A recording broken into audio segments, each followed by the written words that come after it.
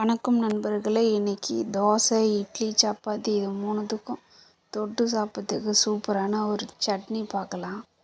தேவையான பொருள்லாம் எடுத்து வச்சுக்கலாம். 2 தக்காளி, 2 வெங்காயம், ஒரு 5 பூண்டு, ஒரு துண்டு இஞ்சி, பச்சை மிளகா, ஒரு 5 பச்சை மிளகா, 3 பத்தை தேங்காய் பத்தை, கொஞ்சோண்டு கருவேப்பிலை, இது எல்லாத்தையும் எடுத்து வச்சுக்கலாம். வறுத்த வேர்க்கடலை ஒரு கைப்பிடி எடுத்து வச்சுக்கலாம்.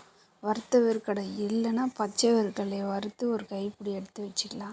ஸ்டவ் பற்ற வச்சு கடாயை வச்சு அதில் எண்ணெயை ஊற்றி கொஞ்சோண்டு கடுகு, கொஞ்சம் சீரகம், பூண்டு 5 பல் பூண்டு, வெங்காயம், தக்காளி, பச்சை மிளகா, இஞ்சி, கட் பண்ணி வச்சு இந்த தேங்காய் பத்தை 3 பத்தை, கருவேப்பிலை எல்லாத்தையும் அதிலே போட்டு நல்லா வதக்கிக்கலாம். வதக்கிட்டு மிக்ஸி ஜாரில் போட்டு அதை அரைச்சிக்கலாம். அரைச்சிட்டு ஸ்டவ்வில் திருப்பி கடாயை வச்சு எண்ணெயை ஊற்றி கொஞ்சோண்டு கருவேப்பிலை போட்டு அதையும் தாளித்து எடுத்து அதில் கொட்டிக்கலாம். கொட்டிட்டா சூப்பரான சுவையான சட்னி ரெடி ஆயிடுச்சு. தோசைக்கு இந்த சட்னி தொட்டு சாப்பிட்டா சூப்பராக இருக்கும். இட்லி, தோசைக்கு.